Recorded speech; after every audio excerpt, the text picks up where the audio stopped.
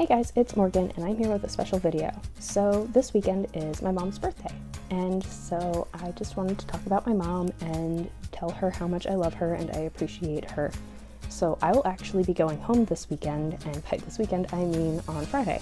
So I will be going home and I will be celebrating her birthday with her because it's on Saturday and it's gonna be an exciting time. I will be with my mom, my grandparents, my Rottweiler, and I will get to celebrate my mom's birthday. I want to talk about like my mom and just how amazing she is. My mom is now raising 2 kids on her own because my father passed away when I was in high school. And she never once asked for help. At least not around my brother and I. She never once complained about the fact that she's doing it alone. And she makes sure that not only do my brother, Chase, and I have everything that we need, but she also tries to make sure that we still have what we want. She understands that. Chase and I both understand, and like she gets the fact that we won't always get what we want, and that's okay. So long as like she knows that we're still happy and that we're gonna be okay without whatever we can't get, like it's fine. Like she sends me care packages as a senior in college. She helps me occasionally when when you accidentally spend that like little bit too much at the grocery store, or like you really need that Taco Bell run. And I love my mom so much. She means the world to me. Like she does so much above and beyond like being just your stereotypical Christian woman.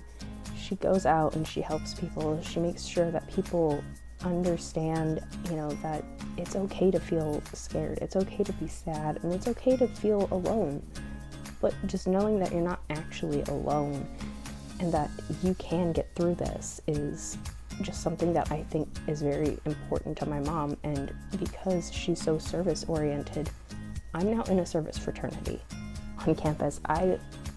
Seeing my mom in such a service-based position and like in those roles for so long instilled such this like idea of service into me that I'm now a leader on campus. I make sure that everyone that I work with knows that if they need help, that they can come to me and that they can talk to me about almost anything. And it's really cool to see my mom still doing all of these things that I used to never really notice. Like, she goes way above and beyond. Like, she tries to make sure that everyone is happy, even if she knows that it's impossible for all of us to be happy all at the same time. She'll sometimes just be like, okay, well, we took care of Morgan's things today.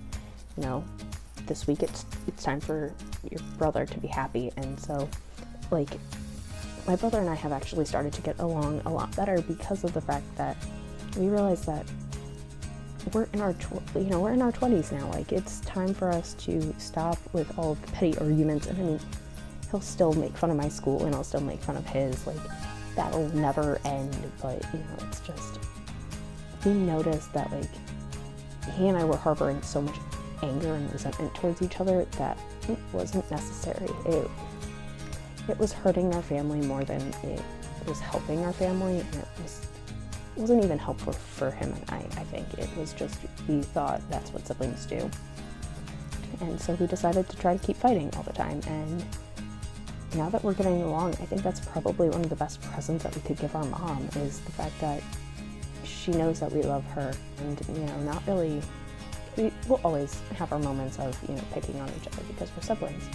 But, we do actually love each other. Like, we are a unconventional, geeky family. Like, my brother just texted me saying, hey, did you know that Dave Chappelle lives in Yellow Springs? Yellow Springs is near Springfield. And I mean, for me, this is common knowledge. I've lived in Springfield for 4 years now. So I'm like, oh yeah, that's just, where Dave Chappelle lives. But to my mom and my brother, that's cool information. That's something that they hadn't known for a while. And so for my brother to send me a text like that, and the other day I wasn't feeling well, and my brother texted me and was like, hey, I hope you feel better, and Hurricane Irma coming up, which I think it's hitting North Carolina or Florida right about now. I texted him, I'm like, hey, just so you know, Hurricane Irma's happening. I don't know how bad it's going to be when it hits Carolinas. Just please be safe. So, I mean, my mom she's just so caring and compassionate that, like, it hurt her to see my brother and I fight. I love my mom. I want her to be happy, and when people used to tell me when I was a kid, you look like your mom or you're just like your mom, it was weird. I was like, she's my mom. I'm me. Like, I'm my own individual person. And I'm still my own individual person. Even though I am at her alma mater, I am doing all of these things that are very similar to her, but I don't see it as me following precisely in her footsteps, because I did choose a different major. I'm minoring in music. I am the head of the radio station. I'm doing all of these things, not necessarily that are like extremely different from her, but I'm doing things that she didn't do while she was here. So like, I'm doing all this to like kind of honor her and to continue on her legacy, because that's what I am. I'm a part of her legacy, and so is my brother. So are all of the people that she has helped and impacted in her years of living. So this one's for you, Mom. I love you, and I hope you have a very happy birthday. I'll see you soon.